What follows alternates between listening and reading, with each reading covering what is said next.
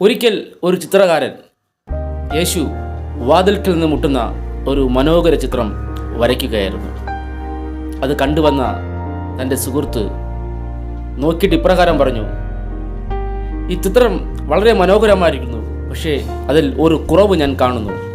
അതിൽ ലോക്കോ അതിൻ്റെ പിടിയോ ഒന്നും കാണുന്നില്ലല്ലോ എന്ന് പറഞ്ഞു. അപ്പോൾ ആ ചിത്രകാരൻ ഒരു പുഞ്ചിരിയോടെ പറഞ്ഞു, സഹോദര, ഞാൻ വരച്ച ചിത്രം ഹൃദയമാകുന്ന വാതിലാണ്. ഇത് പുറത്തുനിന്ന് തുറക്കാൻ കഴിയത്തില്ല, അകത്തുനിന്ന് മാത്രമേ തുറക്കാൻ കഴിയൂ.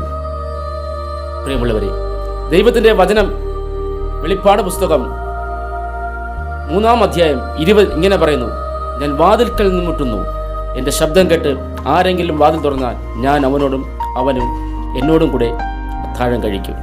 അതെ, നമ്മുടെ ഹൃദയമാകുന്ന വാതിൽക്കൽ നിന്ന് കർത്താവ് യേശു ക്രിസ്തു ഓരോ മനുഷ്യനെയും മുട്ടി വിളിക്കുകയാണ്. ഒരിക്കലും നിർബന്ധിച്ച് യേശു നമ്മുടെ ഉള്ളിൽ വരുവാൻ ആഗ്രഹിക്കുന്നില്ല. സ്നേഹത്തോടെ യേശു നമ്മെ വിളിക്കുകയാണ്. നാം ഹൃദയവാതിൽ തുറന്നു കൊടുക്കുവാൻ തയ്യാറാണെങ്കിൽ ആ യേശുവിൻ്റെ സ്നേഹം, സമാധാനം, സന്തോഷം നമ്മുടെ ഉള്ളിൽ പകരും.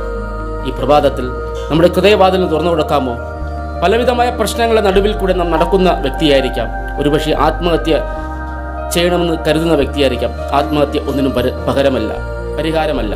നമ്മുടെ ഹൃദയ കവാടം ഒന്ന് യേശുവിന് തുറന്നു കൊടുക്കുകയാണെങ്കിൽ എൻ്റെ ഏത് പ്രശ്നത്തിനും പരിഹാരം വരുത്തുവാൻ എൻ്റെ കർത്താവ് മതിയായവൻ.